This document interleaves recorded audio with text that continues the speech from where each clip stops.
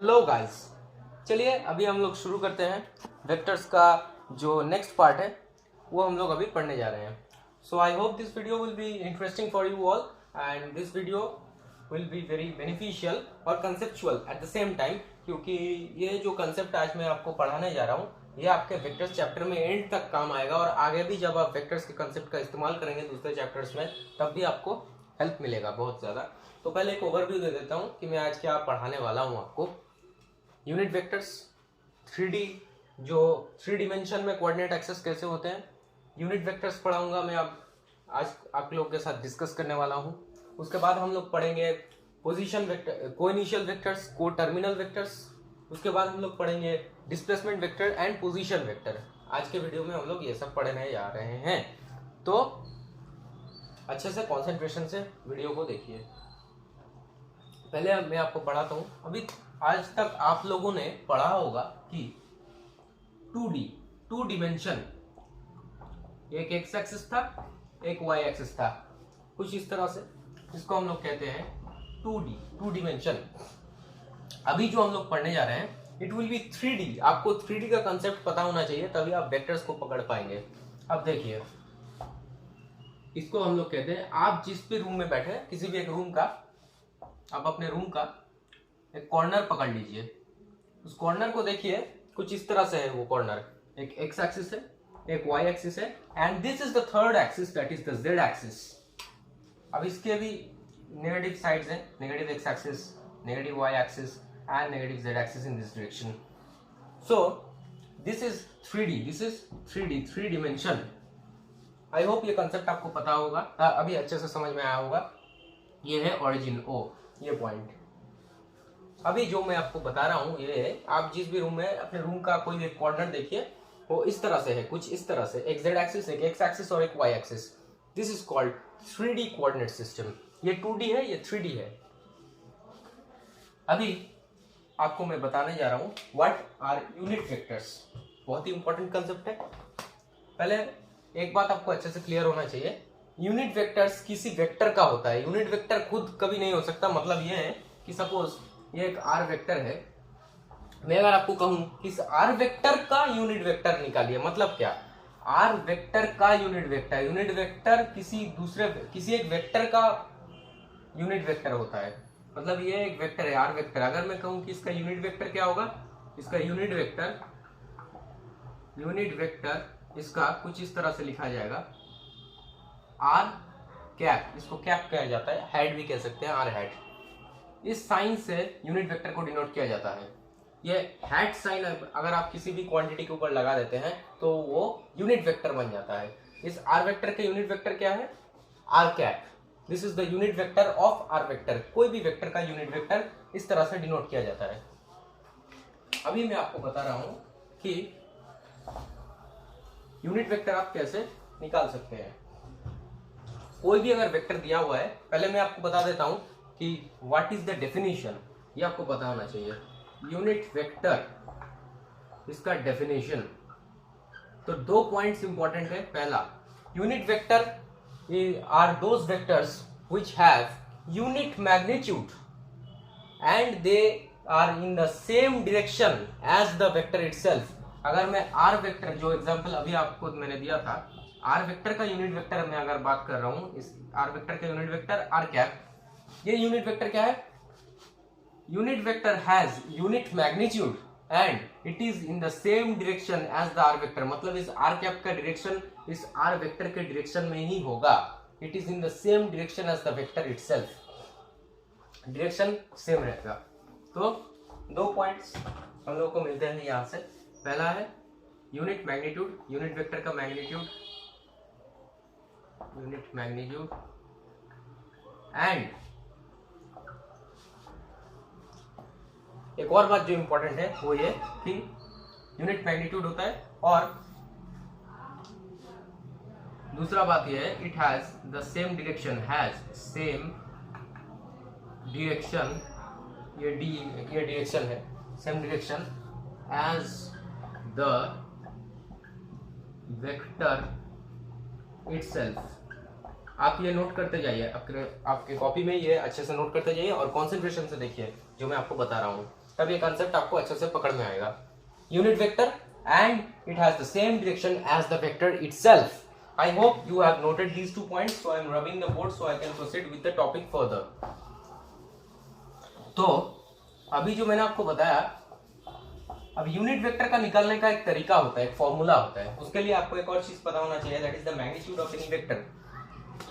ये coordinate system है 3D,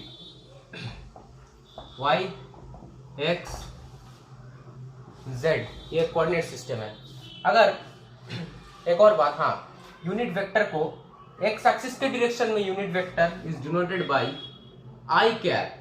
ये तीनों आपको अच्छे से पता होना चाहिए। एक्स एक्सिस के डायरेक्शन में यूनिट वेक्टर को आई कैप से डिनोट किया जाता है, वाई एक्सिस में यूनिट वेक्टर को जे कैप से डिनोट किया जाता है, and the third one is that is in the direction of Z axis. Z axis के डायरेक्शन में के कैप से डिनोट किया जाता है। इन तीनों डायरेक्शन में वेक्टर्स को इन तीनों आई कैप, जे कैप और के कैप से डिनोट किया जाता है। ये बात आपको अच्छे से पता होना चाहिए। Next comes any vector is represented like this. Suppose ये एक वेक्टर है, ए वेक्टर। इस वेक्टर को कैसे रिप्रेजेंट कर सकते हैं हम लोग? इस वेक्टर को लिखा जा सकता है A vector equals to, suppose मैं एक एग्जांपल ले रहा हूं, दिस इज एन एग्जांपल है। तो A vector equals to suppose 2 i cap, x axis के डायरेक्शन में 2, वाई एक्सिस के डायरेक्शन में सपोज 3 जे कैप और जेड एक्सिस के डायरेक्शन में 4 के कैप। ये है एक वेक्टर। सपोज ये वेक्टर है। किसी भी वेक्टर का पोजीशन आप ऐसे डिनोट करते हैं। अब ये कैसे आया, ये मैं आपको पोजीशन वेक्टर के कंसेप्ट में बताने वाला हूं आगे इस वीडियो में। पहले आप ये समझिए, किसी भी वेक्टर को तीनों कोऑर्डिनेट सिस्टम में अगर हम डिवाइड करके लिखना चाहते हैं तो ऐसे लिख सकते हैं। एक्स एक्सिस का जो वैल्यू है वो आई कैप, वाई एक्सिस का जो वैल्यू है वो जे कैप और जेड एक्सिस का जो वैल्यू है वो के कैप। ये एक वेक्टर है कैप। अगर मैं आपको बताऊं कि इस वेक्टर का मैग्नीट्यूड कैसे निकाला जाता है, magnitude of any vector has this formula. Suppose एक वेक्टर है, सपोज ये आर एक वेक्टर है, X I cap, Y J cap and K cap, sorry Z K cap. This is any vector, suppose this is an example. तो इसका magnitude को हम लोग डिनोट करते हैं मॉड्यूलस साइन से। दोनों तरफ में ये बिठाने से ये मॉड्यूलस साइन कहा जाता है इसको। This is denoted by modulus sign. Magnitude of any vector is denoted by this sign, modulus sign. अब इससे हम लोग कैसे निकाल सकते हैं इस वेक्टर के मैग्नीट्यूड को? Magnitude of any vector is square root over X का जो वैल्यू है उसका स्क्वायर प्लस वाई का जो वैल्यू है उसका स्क्वायर प्लस z का जो वैल्यू है उसका स्क्वायर। ये होता है मैग्नीट्यूड ऑफ एनी वेक्टर। अब एक और बात आपको पता होना चाहिए, ये बहुत ही इंपॉर्टेंट है। आई कैप का जो स्क्वायर है, आई कैप का स्क्वायर, आई कैप का स्क्वायर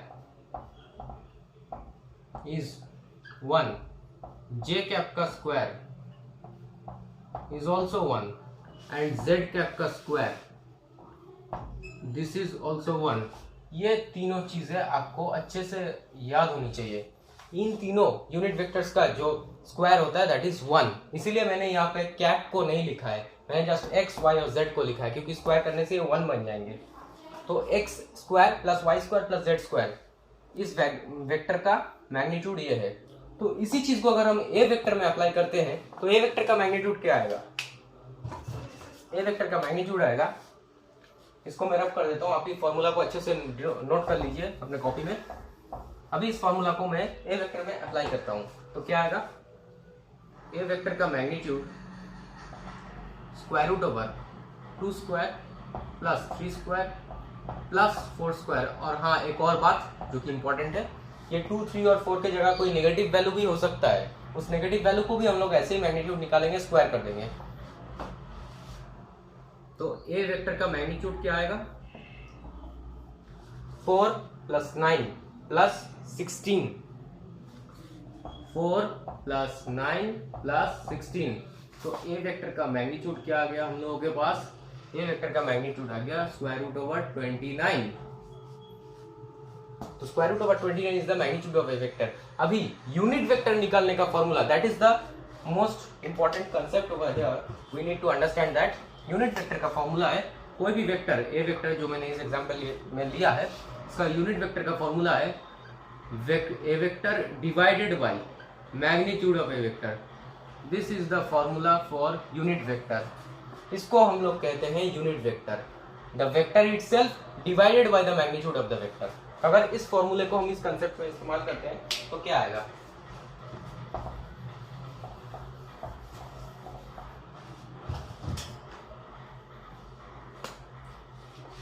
तो ए वेक्टर का मैग्नीट्यूड आ जाए, ए यूनिट वेक्टर का मैग्नीट्यूड आएगा।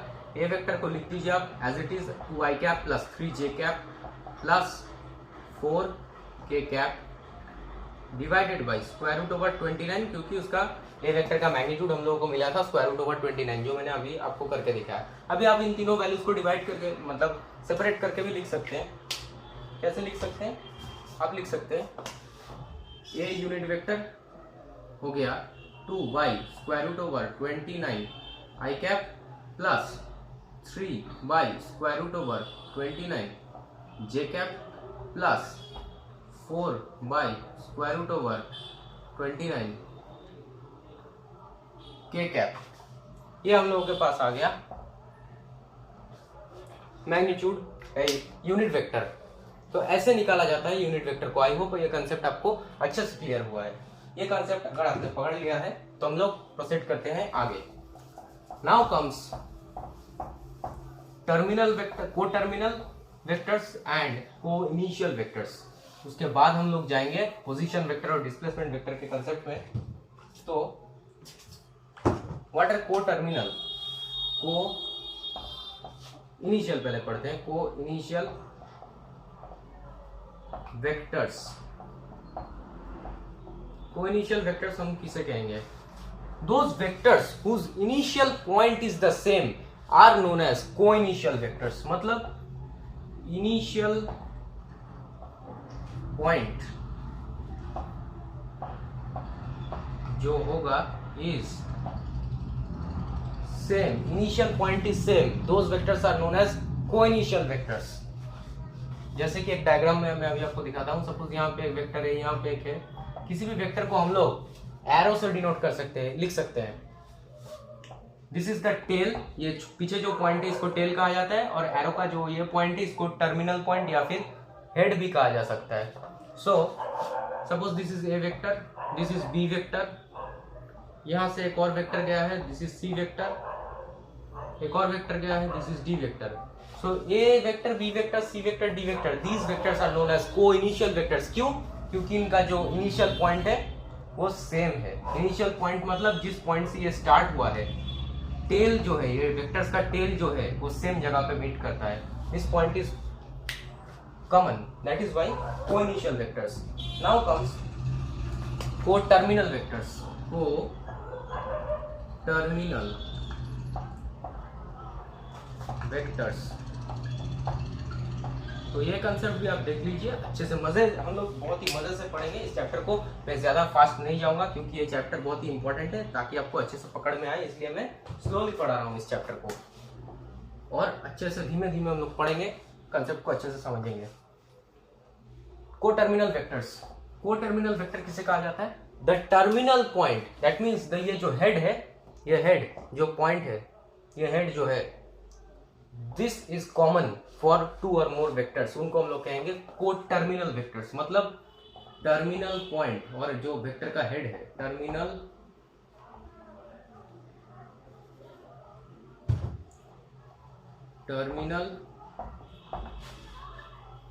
Point is same, those vectors are known as coterminal vectors. Diagram से भी आपको समझाता हूं। ये एक वेक्टर है ए वेक्टर, ये एक वेक्टर है बी वेक्टर, और ये एक वेक्टर है सी वेक्टर। तो ये देखिए इन तीनों वेक्टर्स का जो हेड है, जो टर्मिनल पॉइंट है, एक पॉइंट पे मीट कर रहा है। So A B C, these 3 vectors are known as coterminal vectors. I think आपको ये अच्छे से समझ में आया होगा। मैंने आपको ये 2 कंसेप्ट क्यों बताया? क्योंकि आगे जाके आपके ट्रायंगल लॉ, वेक्टर के ट्रायंगल लॉ, पैरेललोग्राम लॉ, इन दोनों लॉज में आपके ये को टर्मिनल वेक्टर्स और को इनिशियल वेक्टर्स के कंसेप्ट हेल्प करेंगे समझने में, इसलिए मैंने आपको ये बताया। बाकी और भी होते हैं parallel vectors, anti parallel vectors, वो मतलब कॉमन सेंस से आप लोग एनसीईआरटी से अच्छे से पढ़ सकते हैं, वो कोई ज़्यादा टफ कंसेप्ट नहीं है। पैरेलल मतलब जो वेक्टर्स पैरेलल डायरेक्शन में है, एंटी पैरेलल मतलब ऑपोजिट डायरेक्शंस में है लेकिन पैरेलल है, ऐसे कुछ और कंसेप्ट आपको मिलेंगे, एनसीईआरटी से पढ़ सकते हैं। अभी जो इम्पोर्टेंट कंसेप्ट है नेक्स्ट, दैट इज पोजीशन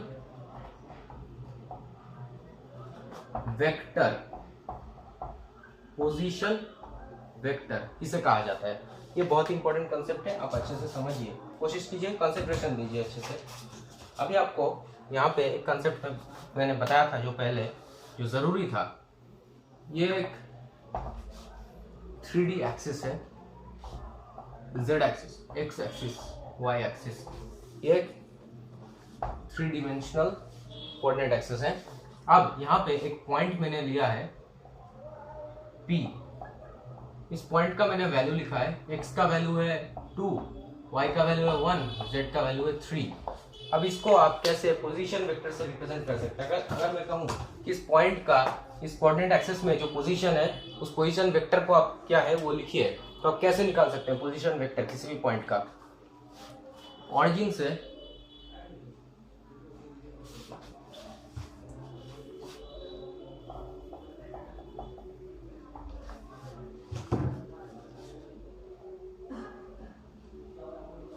से ये जो एरो गया, this is the position vector, मैं इसको यहाँ पे r से डिनोट करता हूँ। अगर मैं आपको कहूँ कि r वेक्टर कैसे लिखेंगे आप, तो कैसे लिख सकते हैं?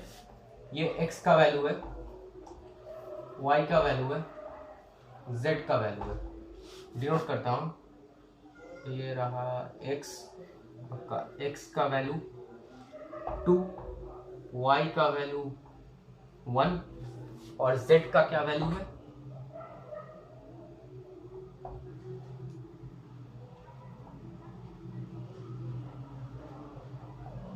यहाँ पे सपोज इस पॉइंट का रिफ्लेक्शन मैंने लिया है,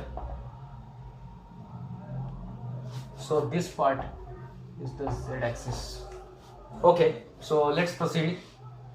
तो हम लोग का ऐसे मिल रहा है यहाँ से, आप कैसे लिख सकते हैं यहाँ पे? तो इस P पॉइंट का पोजीशन वेक्टर कैसे लिखेंगे? जैसे मैंने अभी आपको कहा था वो याद रखना होगा, x डायरेक्शन में i कैप, y डायरेक्शन में j कैप, z डायरेक्शन में k cap.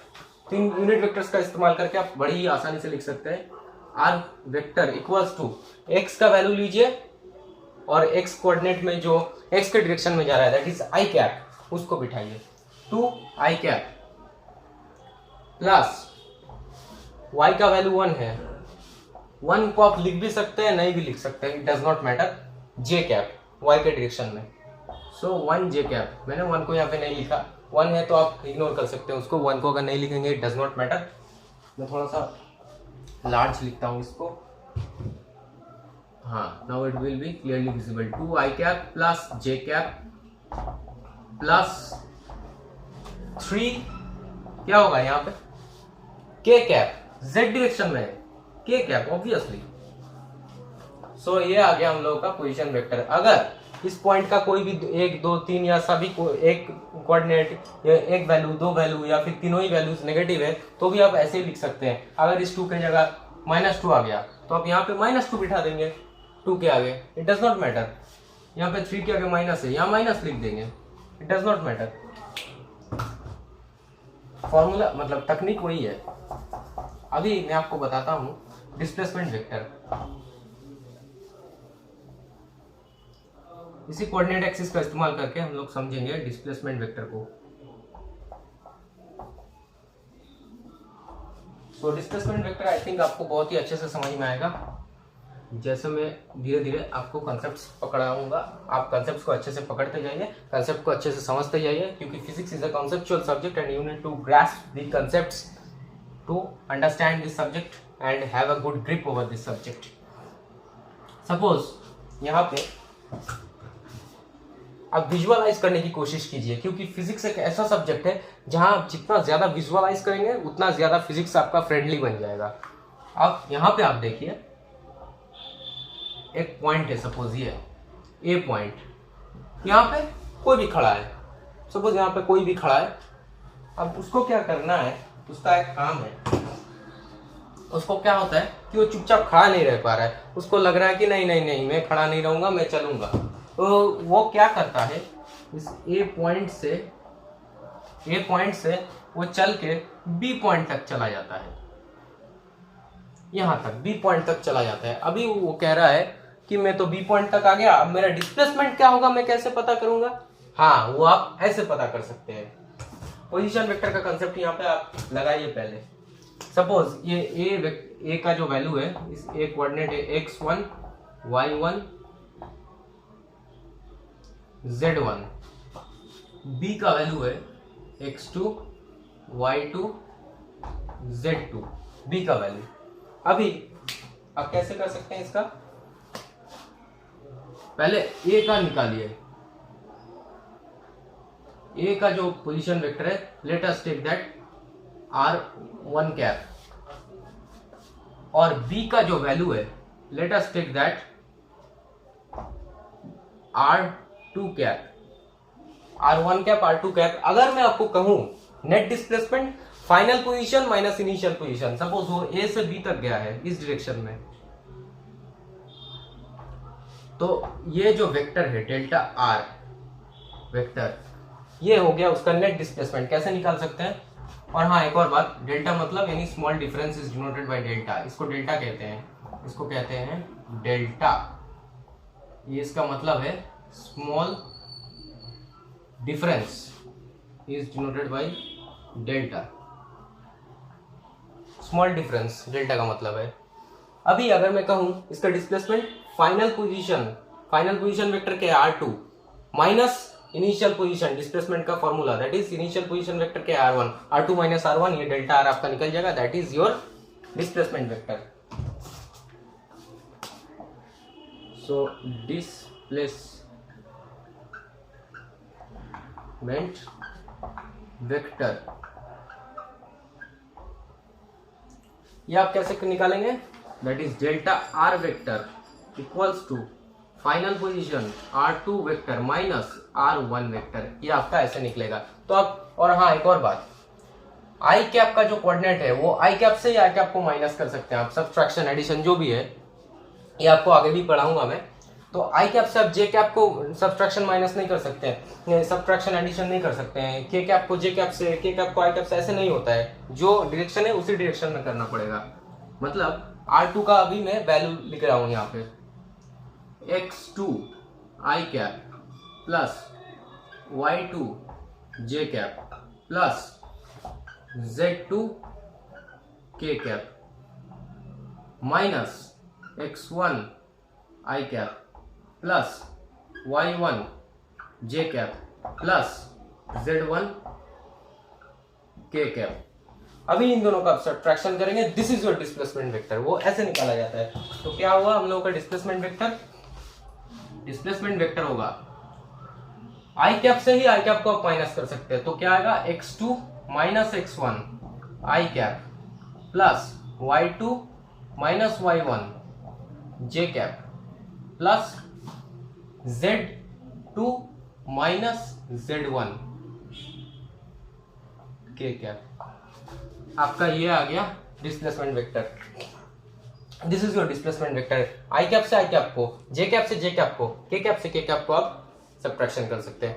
So this is your concept. I think this concept is now cleared and I think you have got this concept well. So if you have liked this video, then please give a thumbs up and also subscribe to the channel and also share this video among students so that many students can be benefited. तो आप इस vector series को follow करते रहिए।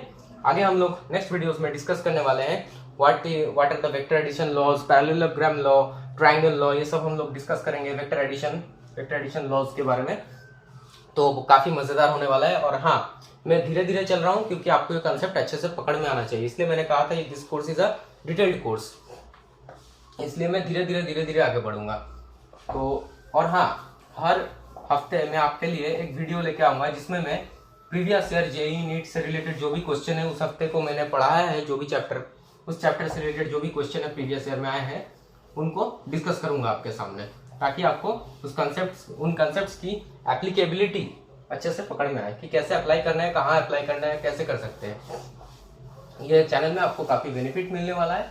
So then subscribe to the channel if you have liked this video and share this video. So see you all in my next video. Till that time, bye students.